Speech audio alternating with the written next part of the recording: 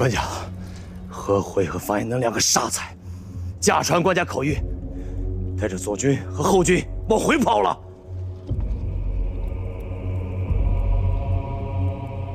还未开战，2万便跑了1万。1比3变成了1比6，这仗还怎么打？先护着官家栾家，先退到新源谷以南再说。大军一撤，敌军必然衔尾而追，到时候谁都跑不了。须得留一支兵马断后。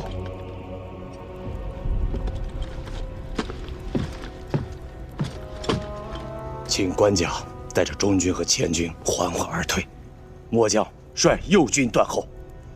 就是拼了这身血肉，也誓死要将汉兵主力留在此处。你当这是长于深宫夫人之手的天子？末将不敢。你有一身血肉，朕难道没有吗？尔等难道便没有一身血肉吗？你让朕退，朕向何处退？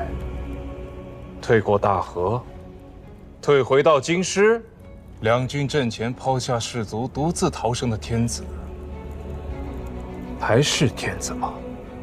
朕当年在京师见识过肉袒牵羊的天子，也见识过在契丹人铁蹄之下卑微求生的孙子。朕不做那等的天子，更不愿当那等的孙子。赵元朗，末将在。当年在汴梁城头之上，面对着契丹天子耶律德光的道旗，你可曾怕过？末将不曾怕过。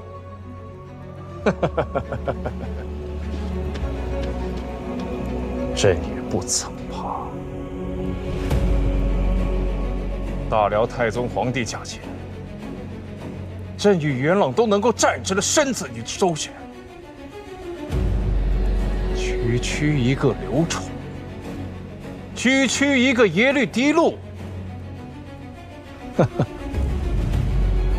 算得了个什么东西？尔等以为朕当向他们低头吗？不得！赵元朗，末将在。把我的剑拿来。诺。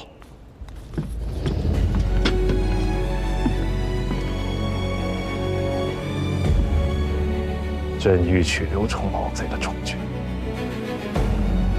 卿可愿为朕前去？末将万死不辞。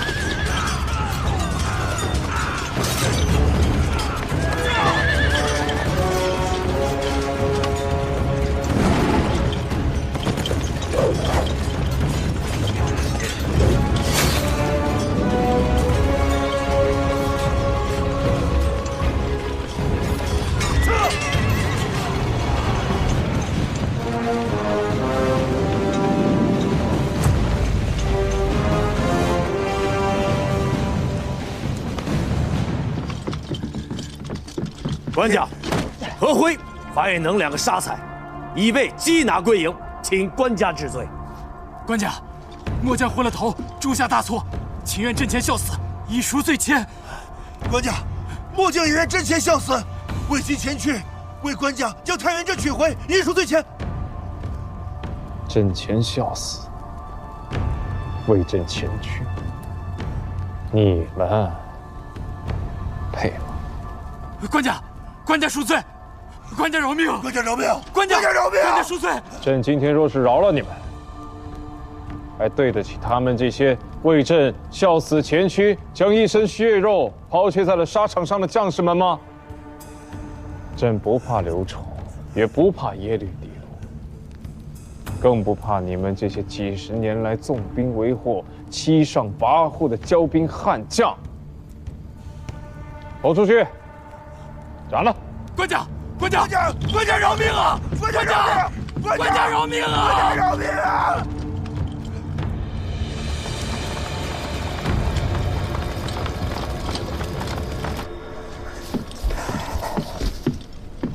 官家，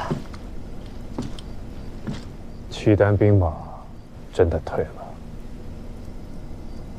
真的退了。你说这个刘崇啊，垮下来的太快了啊！还有这个耶律狄禄啊，竟是没反应过来，愣在原地看了一整日的大戏啊！刘崇兵多，朕兵少，他怎么也没有想到，朕能一战便击溃了刘崇。他是怕朕死了。此番若是朕死于军前，中原不到1个月，便能再立一个天子。谁人如此大胆？冯令公啊，他不愿放朕出来亲征，便是怕朕死于军前，他不得不再立一个天子。老头子不愿呐，干了几十年，换了9个主君，他不想再换了。令公，令公，令公，你看，官家赢了，赢了！官家在高平斩北汉枢密使王延嗣，刘崇只带了几百人逃去晋阳。令公，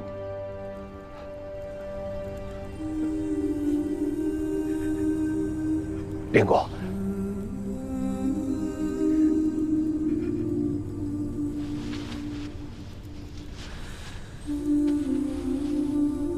令公，您的仪表，您说一句，我来写一句。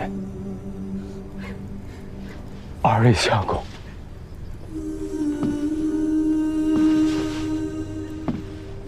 我父亲说，这就是他的仪表。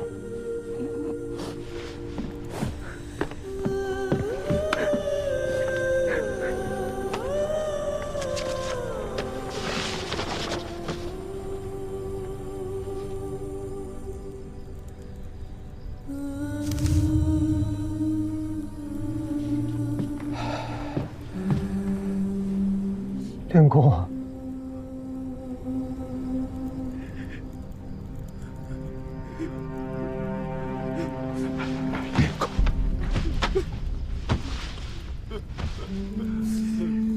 冯道卒于显德元年，终年73岁，历仕4朝10帝，居相位长达27年，是5代名副其实的政坛不倒翁。在政权更迭频繁的纷乱时局中，冯道的存在在一定程度上维系了统治秩序的稳定性和朝廷政令的延续性，颇受同时代人的尊崇与敬重。然而，后世对其评价却两极分化。旧5代史志疑其是4朝相6帝，可得为忠乎？欧阳修更视其无廉耻。而李治等人则认为他社稷为重，拯救百姓于水火。冯道的人生经历和后世毁誉，也正是5代10国纷纷乱世的真实写照。令公魂魄归乡，恭请陛下回銮。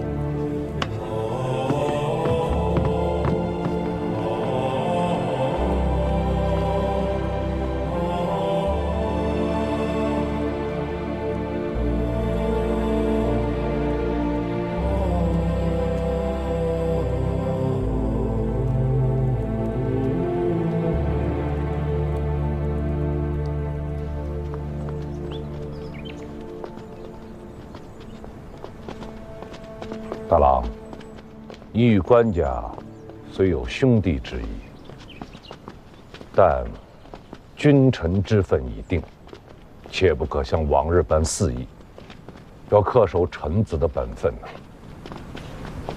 阿爹放心，我心里有数。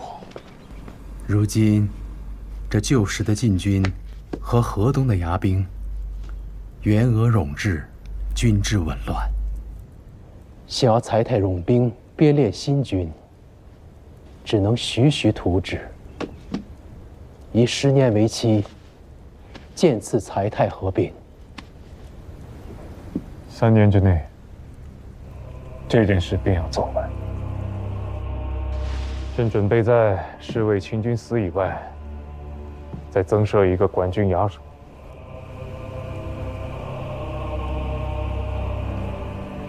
就叫殿前司。门下，朕应徒受命，偃宅区下，眷言军武。方今四海出宁，九州渐息，然军政之弊积久未除，兵额繁资，老弱充数，此诚邦家之忧也。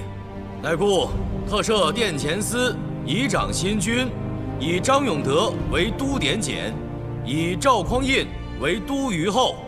裁汰老弱，点检兵额，整顿上下，选拔将佐，务令殿前司新军内司禁旅，任王庭之亲卫，外干江峰为柱国之元汉，威如雷霆，势若熊皮。诸军将士务当恪遵诏令，无得有违，布告中外，贤使闻之。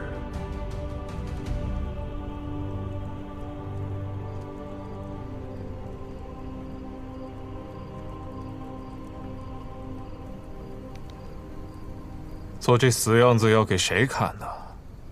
怎么，不想做都虞候？我就是个厮杀汉子，只懂镇上的事，怕做不好。这番话是你自家说的，还是你爹的意思？小乙哥，是我的真心话。起来吧，地上凉。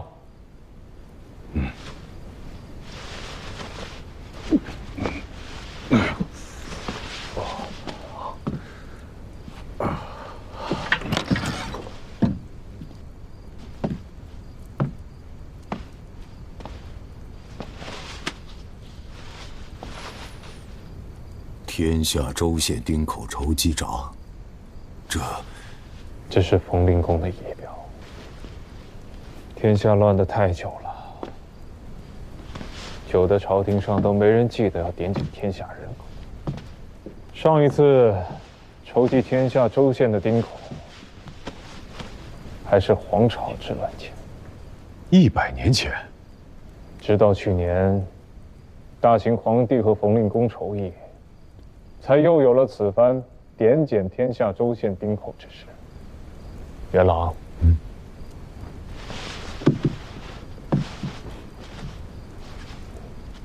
你知道乾伏4年，大唐有多少人口？不知。496万户，1100万丁，2500万口。知道现在还有多少吗？不知。看看。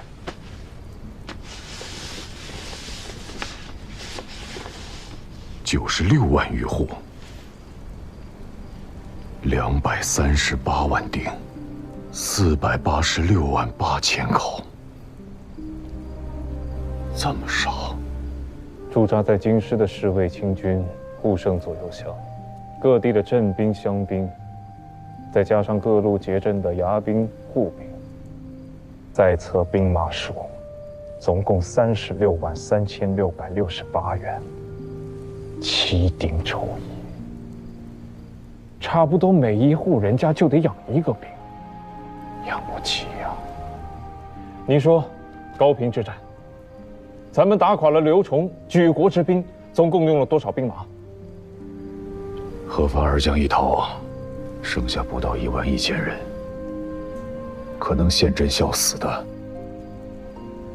不到7000人。国家养着88万在册兵马，我即便打得一半的缺额，44万，但在危难之际，却只有7000人能用。这江山还是江山吗？这分明是座火山。自从朕接过这个摊子之后，才知道大选皇帝和冯令公那几年有多难。好兄弟，愿意帮忙一小一个吗？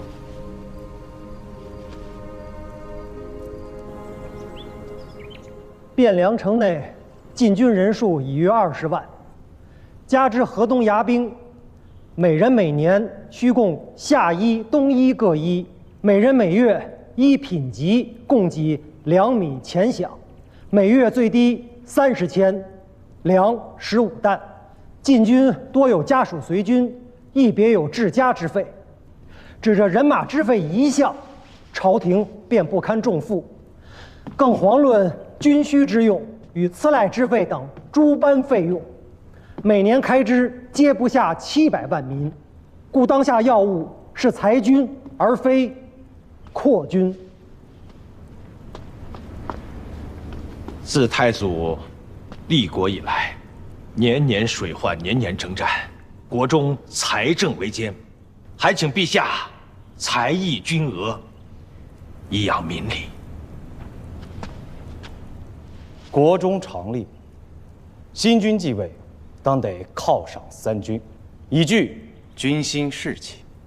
焉有不赏反处，开罪军中，令三军生怨之理啊！遑论殿前司新设，更应增其用度，砥砺士气。那便是要裁议军额，也不该是在这个时候吧？朱虞侯赵匡胤，臣在。以你之见，这军中用度是当增还是当减？臣以为，军中真正能打能战的将士，根本不会在意这些琐碎之事。将士们在意的，唯“不公”2字而已。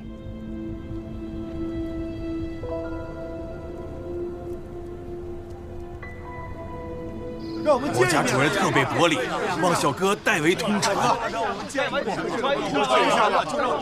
这是给太尉的一片心意，还望小哥成全呀！这是我家大人的薄礼，还望通传一声。诸位，太尉尚未回府，各位请回吧。不是回来了吗？太尉喜事儿这样，见一面，小的实在不知啊。我们就在此等候太尉。小的实在不知。先把礼物收下吧。对，先收礼。这个小的真做不了主。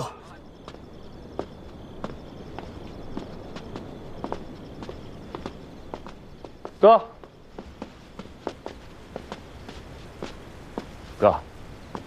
半日间，哥哥荣升了衙管军的消息已经传遍了全城，那些活动关系、攀附前程的各军将总们，连门前那一整条街都已经塞满了。当年阿爹荣升侍卫亲军管军，也没如此的煊和荣耀啊。你方才这话若是让阿爹听见，会找你的。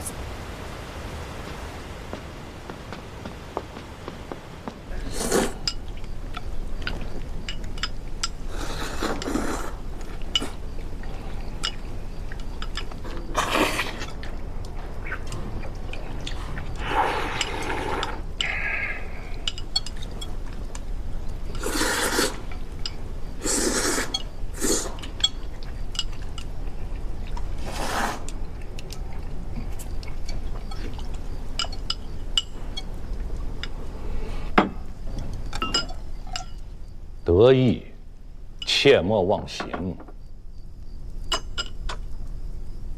今日之种种荣耀，都是在为日后找祸。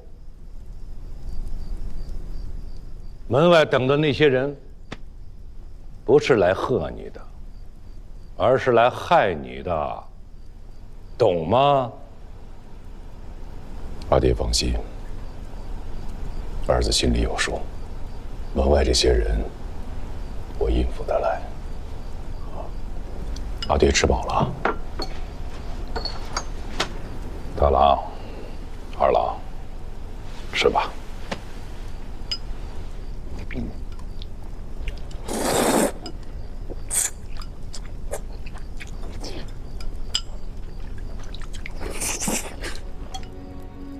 大郎，你如今在官家面前得用，可不能忘了咱们这帮老弟兄啊！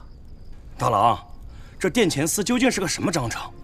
到底是张太尉说了算，还是官家自家说了算？军中兄弟向来帮亲不帮理。大郎，只要你一句明白话，水里去的，火里也去的。咱们侍卫亲军的将门子弟向来同气连枝，可不能便宜了那群外镇的兵子。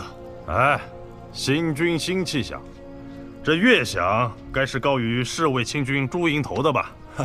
天子亲军，那选官权序理应是在诸军之前。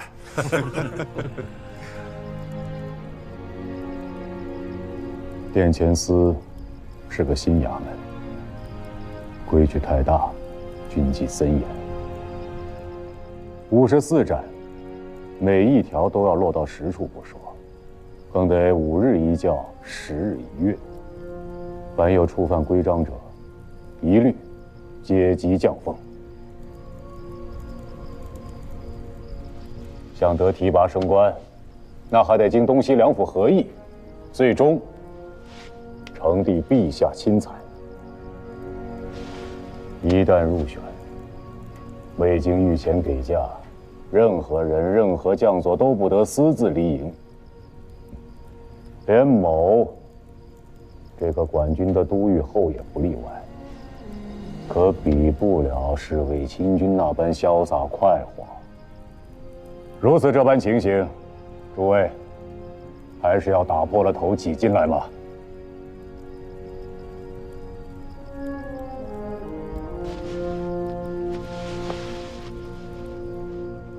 莫说是打破头挤进来，就算是掉了脑袋，也要誓死效忠陛下。与大郎共进退。与大郎共进退。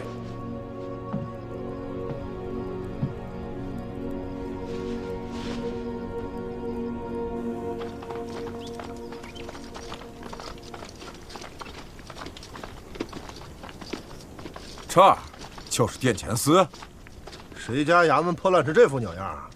你们还看不明白吗？这是有人想给大郎一个下马威呀！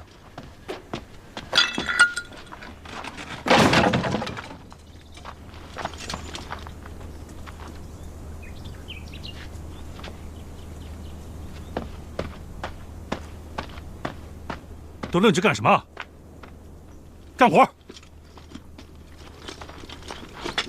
陛下，这是臣与两府相公合议的殿前司规制条陈，另有各级将佐任用权序之名册。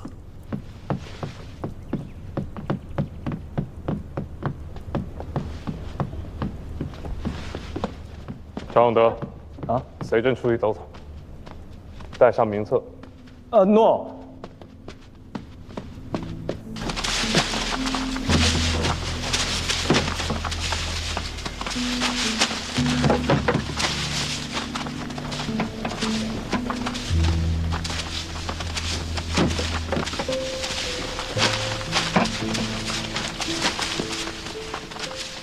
你的那份章程，朕就先不看了。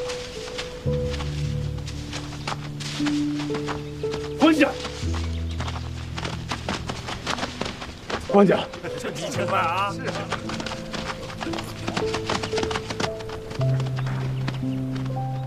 元老，委屈你了。官家言重了。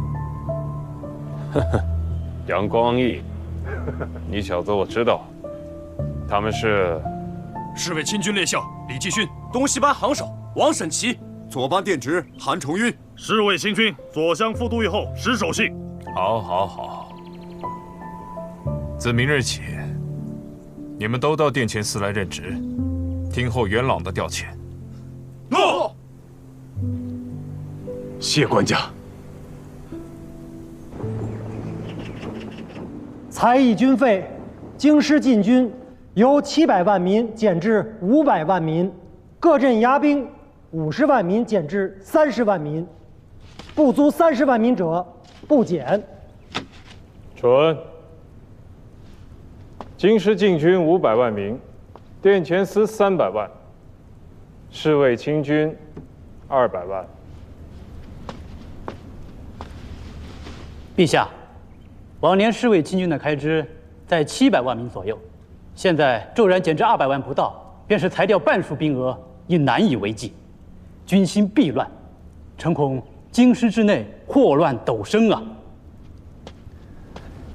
陛下，自唐王以来，将兵日交，陛下便是要整顿军务，也当徐徐图之。如这般操切，恐有兴教文之变，请陛下慎思。请陛下慎思。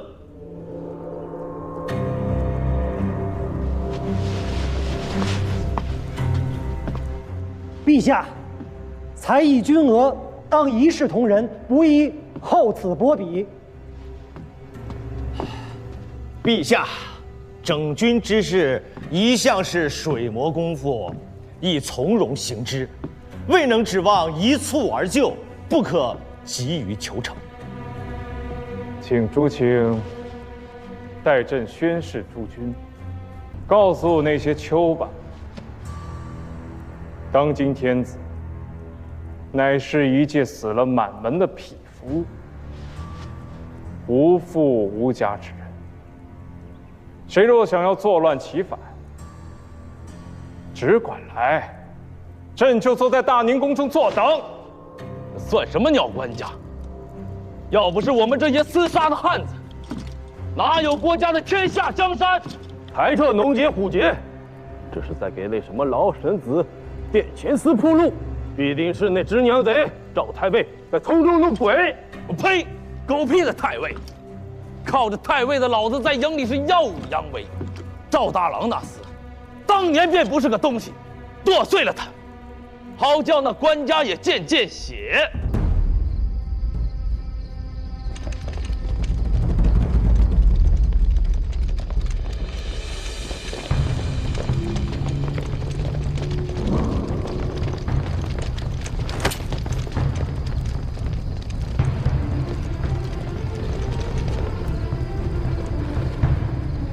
张大、刘三、尔等深更半夜无令出营，这是吃多了酒，迷了心智了吗？老太尉，兄弟们跟你出生入死10几年，提着老太尉卖命，才有了老太尉父子今日的风光体面。如今老太尉不说了吗？连大郎都成了太尉，这硬生生砸了兄弟袍子们的饭碗。此时今日，若不给个说法，兄弟们是万万不能答应的。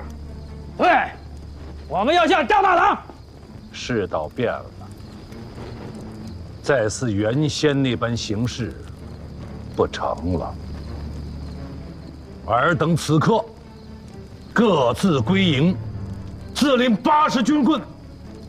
我便当今日没有发生此事，朝廷也可以宽宥尔等。一派胡言！杀！杀！杀！杀！杀！杀！杀！杀！老太尉的意思是，今日这公道是万万没有了。